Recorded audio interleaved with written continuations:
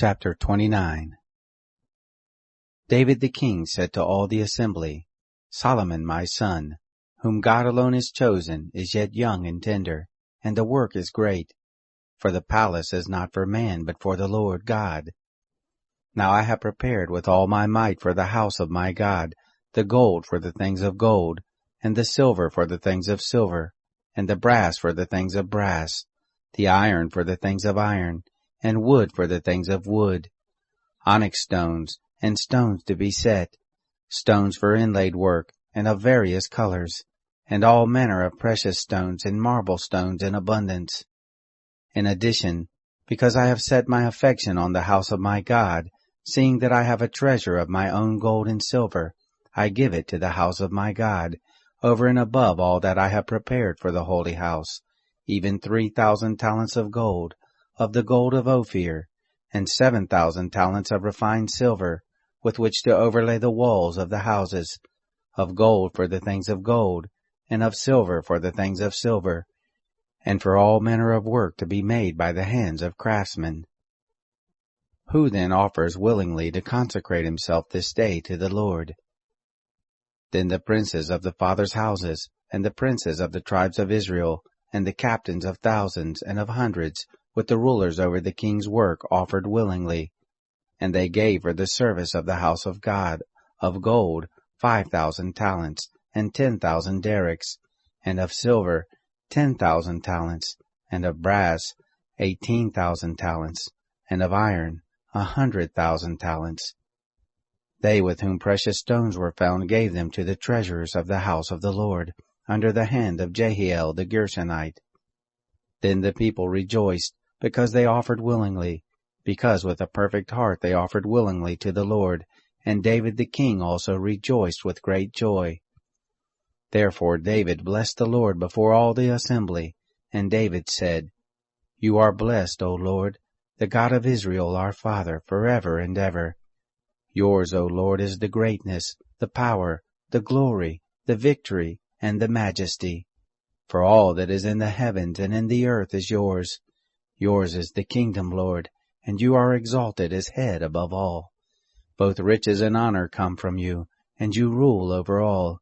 And in your hand is power and might, and it is in your hand to make great and to give strength to all.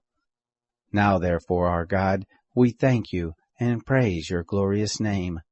But who am I, and what is my people, that we should be able to offer so willingly as this? For all things come of you, and of your own have we given you. For we are strangers before you, and foreigners, as all our fathers were. Our days on the earth are as a shadow, and there is no abiding. O Lord our God, all this store that we have prepared to build you a house for your holy name comes of your hand, and is all your own. I know also, my God, that you try the heart, and have pleasure in uprightness. As for me, in the uprightness of my heart I have willingly offered all these things, and now I have seen with joy your people that are present here offer willingly to you. O Lord, the God of Abraham, of Isaac, and of Israel our fathers, keep this forever in the imagination of the thoughts of the heart of your people, and prepare their heart to you, and give to Solomon my son a perfect heart, to keep your commandments, your testimonies, and your statutes, and to do all these things, and to build the palace for which I have made provision. David said to all the assembly, Now bless the Lord your God. All the assembly blessed the Lord the God of their fathers, and bowed down their heads and worshipped the Lord, and the king also. They sacrificed sacrifices to the Lord, and offered burnt offerings to the Lord. On the next day after that day, even 1,000 bulls, 1,000 rams, and 1,000 lambs, with their drink offerings, and sacrifices in abundance for all Israel, and ate and drank before the Lord on that day with great gladness. They made Solomon the son of David king the second time, and anointed him to the Lord to be prince, and Zadok to be priest. Then Solomon sat on the throne of the Lord as king, instead of David his father, and prospered, and all Israel obeyed him. All the princes, the mighty men, and also all of the sons of King David submitted themselves to Solomon the king. The Lord magnified Solomon exceedingly in the sight of all Israel, and bestowed on him such royal majesty as had not been on any king before him in Israel. Now David the son of Jesse reigned over all Israel. The time that he reigned over Israel was 40 years.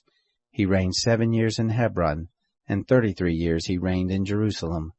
He died in a good old age, full of days, riches, and honor, and Solomon his son reigned in his place.